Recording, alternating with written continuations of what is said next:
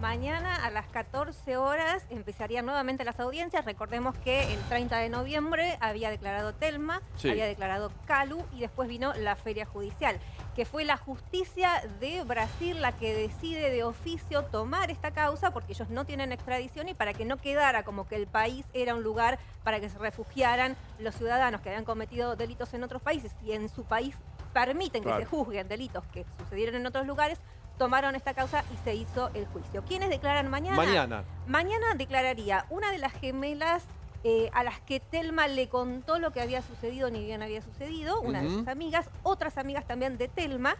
Y el viernes estaría declarando Anita Co, el 28, perdón, estaría declarando Anita Co, la madre y la hermana de Telma, y todavía está a definirse la mamá fecha, también. la mamá La mamá y la también, hermana de de Telma, y todavía está a definirse el momento en que tendría que declarar Juan D'Artés. Mm. Pero esto sería lo que estaría pasando en estos días. Vamos a sumar a la doctora, a Raquel Hermida Leyenda, y por supuesto le vamos a hacer todas las preguntas para meternos bien a fondo en este caso tan resonante que mañana se reanuda porque finalmente llegamos al día señalado. Hola Raquel, gracias por atendernos. ¿Cómo le va, doctora? ¿Qué tal? El gusto es mío, como siempre. Bien, bien, muchas gracias. Bueno, acá todo el panel preparado para hacer preguntas y para que usted nos conteste. Mañana comienza la cuenta regresiva de D'Artés porque esto está muy dividido, como en el caso Llanola que hablamos hace un rato. Muchos dicen no pasa nada y otros dicen es un juicio que va a ser muy severo, hay testimonios y pruebas contundentes. ¿Dónde estamos parados? Estamos parados en 3 fiscalías que determinaron que el proceso correspondía ser llevado a debate oral, que existen las pruebas suficientes como para que D'Artés sea juzgado. Lo determinó la justicia de Nicaragua, que llevó a cabo la investigación penal preparatoria, por decirle así, o la instrucción. Sí. Y también lo determinó la justicia argentina, que oficia hoy como garante de la veracidad y la identificación de cada uno de los testigos que residen en la Argentina, dado que el juicio es telemático. O sea, no se hace desde los hogares, sino desde la Fiscalía General de la Mujer. Exacto. ¿Se puede decir cuáles son las pruebas contundentes que juegan a favor de quienes denuncian? Sí. Hay algunas pruebas que pueden ser públicas y otras que no tanto. Hay pruebas del momento que ocurrieron los hechos, pruebas a las cuales, personas a las cuales en ese momento Telma le contó lo que había padecido. Hay el mismo D'Artés en la tan mencionada entrevista que le realiza Mauro Viale, se ubica en tiempo y espacio en el lugar. Las pruebas que él mismo dice va a ver que no existen, realmente existieron, fueron corroboradas en Nicaragua. Fue un gran trabajo que hizo Ailín Cruz representando a Telma en Nicaragua, un gran trabajo que hizo Sabrina Cartavia en Buenos Aires. Y por supuesto que existen 2 víctimas de D'Artés que fueron testigos, que son mis clientas, en este caso Calu Rivero, que declaró desde Roma, desde el consulado de Roma, y Anita Co, como bien dijo la periodista, que declara el viernes a las 14 horas. El viernes. Sí. Raquel, quería consultarle lo siguiente, porque obviamente todo este tipo de cuestiones son muy difíciles de probar pasado tanto tiempo y además porque ocurren en ámbitos privados. Me parece que la prueba más contundente fue la autoincriminación de D'Artés cuando da esta entrevista con Mauro Viale. ¿Esto es válido para la justicia por más que no haya ocurrido dentro del marco de una fiscalía, que haya sido en un programa de televisión? Uno es preso de sus propias palabras y la verdad, todo lo que se hace público de algún modo sirve como prueba. Cuando ocurrieron los hechos, yo le dije a Sabrina, corrí a pedirle al programa de Mauro una copia urgente porque la tenés que elevar a Nicaragua. Así Sabrina Cartavia lo hizo en ese momento, Ailín Cruz lo recibió. en Nicaragua, y la verdad fue un trabajo, tanto que dicen que las mujeres nos peleamos, que las actrices son muy competitivas y que también, no solamente las actrices, sino también las abogadas, en realidad todas trabajamos en conjunto y logramos aportar a la causa de Telma todas las pruebas, incluido el juicio y la dirección que obraba en el juicio de Anita Co. de D'Artés, que hizo que finalmente se la localizara. Aclaremos ¿no? qué dijo en esa nota, por si alguno no lo Bueno, tiene porque, claro, la claro, nota que hizo en con el esa- querido Mauro. A ver, ahí había una denuncia de Sí. Telma que había sido pública donde decía que en tal lugar, en tal hotel, en tal situación, en tal fecha, él había abusado de ella. Sí. Cuando Juan D'Artés da esta entrevista, a Mauro le dice que en ese hotel, en ese lugar, en esa situación, había sido Telma la que fue y se le insinuó, esas fueron En sus su, palabras. en su habitación. Con lo cual, él se sitúa en tiempo y en espacio donde supuestamente Sí, ocurrió y la legitimando violación. Si hubiese sido- que había claro. una escena de carácter sexual. Sexual. Exacto, Exacto. Si él hubiese sido asesorado antes o si hubiese sido Claro. bien asesorado, niega rotundamente haber estado en esa ese situación lugar, de claro. arranque. Raquel, ¿cómo estás? Josefina Pouso te saluda. ¿Qué tal? ¿Cómo estás, Josefina? Bien, Un muy gusto, bien. como siempre. Gracias. ¿Cuánto tiempo crees que le pueden llegar a dar si esto sale favorable, por supuesto, ¿no? Si es una condena a Juan D'Artés, ¿cuántos años crees que le pueden llegar a dar y cuál es tu porcentaje de fe para que esto suceda? Bueno, el delito es abuso sexual, lo voy a decir en argentino para hablar en nuestras leyes. Bien. El delito es el delito de abuso sexual agravado con el acceso carnal, y además en Brasil existe el agravante de que en ese momento él se encontraba como cierta garantía a cuidado de estas personas. Menores. Que era el adulto responsable de ese Claro, grupo. y menores, ¿no? Menores. ¿Pero qué pasa, Hermida? Claro. Y él mismo, es importante tener en cuenta que él mismo se coloca y se vuelve a colocar en esa situación en la misma entrevista Claro, claro. Sí. De Mauro. hace Mauro. Hermida, Exacto. Sí, sí, sí. Hermida, Exacto. ¿qué O sea, pasa? Bueno, entonces serían cuántos años que podría llegar a ¿Cuántos tener pueden ser? entonces. Ya vamos, Luis. El máximo puede ser 18 y hay que diferenciar algo muy importante. Una diferencia muy importante que es una cuestión, es la condena, que se la pueden otorgar, y otro tema muy diferente es la prisión Eso. efectiva e inmediata.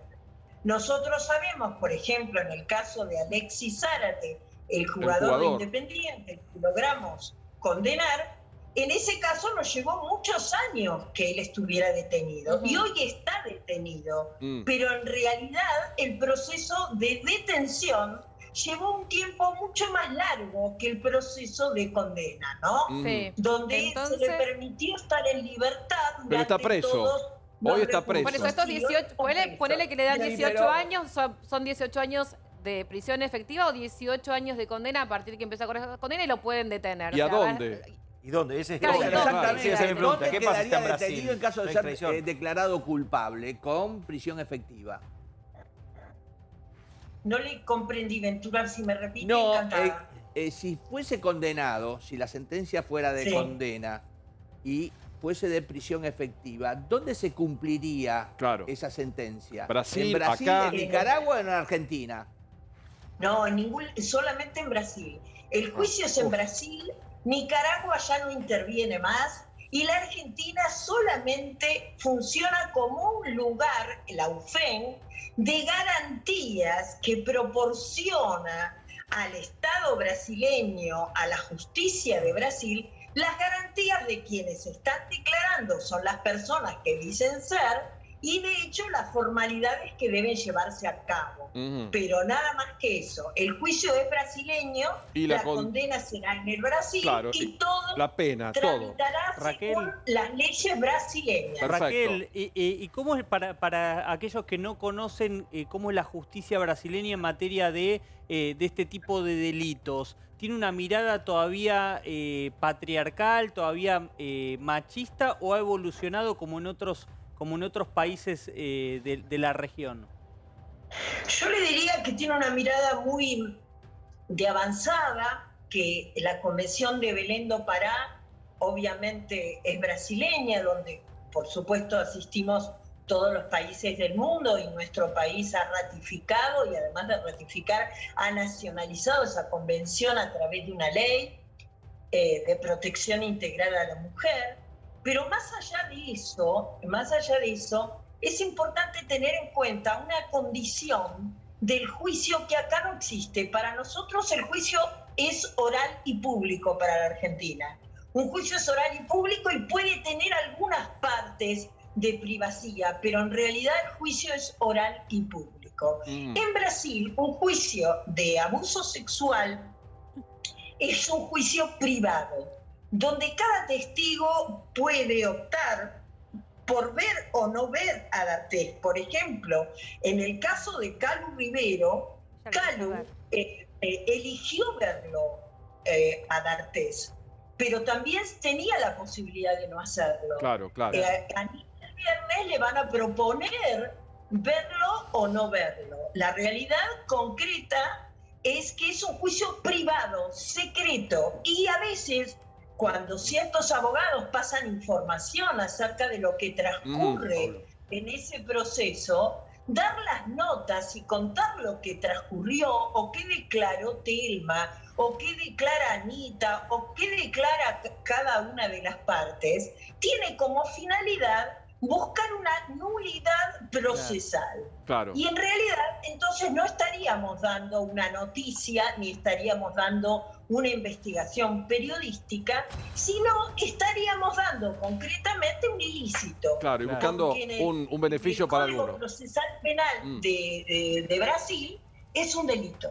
Gustavo Noriega y Diego Brancatelli. Preguntas a la doctora Hermida. Mañana se reanuda el juicio de D'Artés en Brasil. Sí, Raquel, más allá de los testimonios, incluyendo el propio testimonio de Juan D'Artés, ¿qué rol juegan las pericias? ¿Qué tipo de pericias hay? ¿Qué se demuestra con las pericias? Bueno, hay todo tipo de pericias, de las cuales algunas no te puedo contar, porque son de extrema privacidad, pero las pericias psicológicas y psiquiátricas son, obviamente, si bien su resultado va a ser privado, sí es público que están llevándose a cabo también durante el proceso. Es un pedido que formuló la defensa de Juan D'Artés y que en este momento se está analizando todo el proceso con una mirada que permite de algún modo también analizar las declaraciones. Las pericias psicológicas y psiquiátricas que están a la vista es por si aparece algún testigo que está con alguna alteración morbosa en sus facultades mentales, pero la realidad es que es importante y va a ser de sumo interés para la causa escuchar esas pericias cuando llegue la hora de D'Artés, porque Telma ha vivido y ha sido víctima de innumerables pericias, pero él nunca. Y de hecho, la única pericia que presentó en la causa de Anita Co en realidad no tuvo valor alguno porque era tan inconsistente que dudo que la firma fuera sinceramente de una psicóloga, porque era contradictoria en sí misma. Y doctora, no te lo digo yo, que soy abogada, sino te lo dice mi equipo, que son grandes psicólogos y psiquiatras. Pregunta, doctora, pregunta Diego y después contamos un poco qué es de la vida de D'Artés, cómo vive, si está en bancarrota o no, cómo está, ¿no? ¿Ha habido fallos en la justicia brasilera similares, o sea, con causas similares? ¿Cómo ha fallado? ¿Cómo se trata el tema de la mujer, de un extranjero, comparado con la justicia argentina? ¿Cómo es un poco el contexto judicial? El contexto judicial de Brasil es bastante bueno, tiene más, de alguna manera, una mirada mucho menos patriarcal que el nuestro, tiene una mirada más contemplativa de la víctima y sí lo que tienen son garantías mucho mayores a la hora de la detención. En nuestro país la prisión preventiva es materia diaria y la ubicación donde uno transcurre sus días en la cárcel es una sola. Poco importa si sos un político, si sos un religioso, poco importa. La realidad es que todos terminan en Ezeiza, como se dice, pero lo importante es que en ese plano hay garantismo en cuanto a la temática de la cárcel. Ahora, en cuanto a las condenas, yo diría que son mucho menos patriarcales que en la Argentina y que tienen una mirada mucho más de perspectiva de género en todo su ámbito. Así que van a ser muy respetuosos. Le quiero preguntar a Luis, a Nancy, ¿qué se sabe? ¿Y qué punto tiene de paralelismo esto con Yanola? Porque acá tenemos más de un caso, 2 personas muy reconocidas en la Argentina, hoy dicen que están en ruina, uno está acá, el otro no volvió y está en su país que es Brasil. ¿Cómo vive? ¿De qué vive? ¿Qué se sabe? Bueno, en principio se decía también que estaba con un cuadro depresivo grave. Él está en Brasil, él es brasilero. Con su familia. Con su mujer y con sus 2 hijos. Sí. Los hijos tenían acá una carrera también como músicos que tuvieron que dejar de lado. Lo último que se supo es que él habría abierto una productora de teatro que estaría tratando de incursionar en eso en San Pablo. Se había hablado en un momento también de que había conseguido trabajo en un restaurante. Y sí que habían intentado vender las propiedades que tenían en Argentina. ¿Él puede pisar Argentina hoy? Si quisiera, más allá de la cuestión pública y todo. Él puede pisar Argentina, no tiene ningún problema. Si él quiere venir, viene. Lo ha hecho igual. No, hoy no puede salir de Brasil. Hoy no puede salir de Brasil. Hoy no puede salir porque... ¿Tiene pedido de captura o no? Exactamente. Pero ahora está en la casa, ¿no? No, hoy ya está ubicado, por lo tanto el pedido de captura no tiene sentido porque él está a disposición de la justicia. En un domicilio. Pero sí hay una medida procesal por la cual él no podría salir de Brasil porque está siendo procesado en este momento en un debate oral que se está llevando a cabo y por lo tanto hasta la resolución no podría salir. Si quisiera hacerlo después de la condena, tendría que pedir un permiso y el Estado brasileño se lo tendría que otorgar. Pero en realidad no creo que lo haga. Gustavo, me parece, a mí me da la impresión que la diferencia es que Yanola y él se ha quedado en el país justamente para enfrentar todas las denuncias que correspondan hasta ahora y que yo creo que D'Artés busca de alguna manera un cobijo judicial a partir de su condición de ser brasileño y va a buscar justamente una protección que supuestamente creyó tener en el país donde había nacido. Creo que la diferencia está ahí. Claro, y por eso se fue. Doctora, ¿pero qué es? ¿Es una persona? Porque uno puede tener un perfil donde sale a comerse crudo a la acusación y sale con un perfil fuerte y además tiene burlando a abogado, ¿no? Que no es un tema menor. Y otra tener un perfil, bueno, de lástima, de negar todo y casi ni querer participar. ¿Qué tipo de responsabilidad cae sobre D'Artés? ¿Qué tipo de conducta cree que va a aplicar en la parte final? Porque acá se juega todo.